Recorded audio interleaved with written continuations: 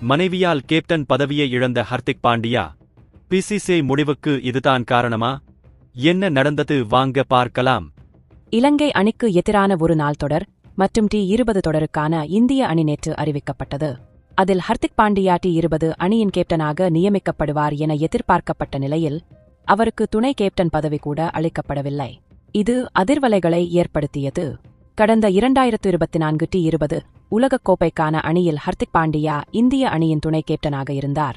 Rohit Sharma T20 போட்டிகளில் இருந்து ஓய்வு பெற்ற பின் ஹர்திக் பாண்டியா தான் இந்திய T20 அணியின் கேப்டனாக செயல்படுவார் என்ற எதிர்பார்ப்பு இருந்தது.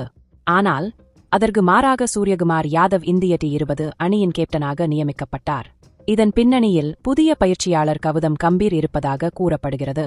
ஆனால் அவர் ஹர்திக் பாண்டியா வேண்டாம் என முடிவு எடுக்க என்ன காரணம் என்பது குறித்து பல்வேறு தகவல்கள் வலம் வருகின்றன. அதில் முக்கியமான ஒன்றுதான் அவரது மனைவி குறித்த விவகாரம். ஹர்திக் பாண்டியா மற்றும் அவரது மனைவி நடாஷா ஸ்டான்கோவிக் விவாகரத்து செய்ய உள்ளதாக அறிவித்துள்ளனர். இலங்கை தொடருக்கான இந்திய அணி அறிவிக்கும் வரை அந்த அறிவிப்பு பொதுவெளியில் அறிவிக்கப்படவில்லை. ஆனால் அவர்களது பிரிவு குறித்து பிசிசிஐ அதிகாரிகளுக்கு முன்பே தெரியும் என கூறப்படுகிறது. அதன் காரணமாகவே ஹர்திக் பாண்டியாவுக்கு கேப்டன் பதவி அளிக்க வேண்டாம் என பிசிசிஐ மற்றும் புதிய தலைமை பயிற்சியாளர் கம்பீர் முடிவு எடுத்து இருப்பதாக கூறப்படுகிறது. ஹர்திக் பாண்டியா கடந்த 6 மாதங்களாகவே மனவேதனையில் இருந்து வருகிறார். முதலில் அவர் மும்பை இந்தியன்ஸ் அணி கேப்டனாக நியமிக்கப்பட்டதை அந்த அணியின் ரசிகர்கள் விரும்பவில்லை. அதனால் ரசிகர்களின் எதிர்ப்பை எதிர்கொண்டார். அந்த அணியின் வீரர்கள் மத்தியிலும் அவருக்கு ஆதரவு இல்லை.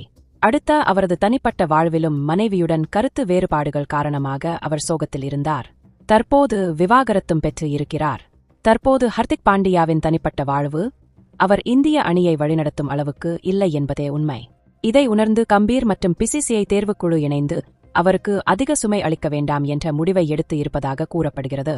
அந்த வகையில் ஹர்திக் பாண்டியாவின் தனிப்பட்ட வாழ்வு அவரது கிரிக்கெட் வாழ்வை மோசமாக பாதித்து இருக்கிறது என்பது குறிப்பிடத்தக்கது. நன்றி, வணக்கம்.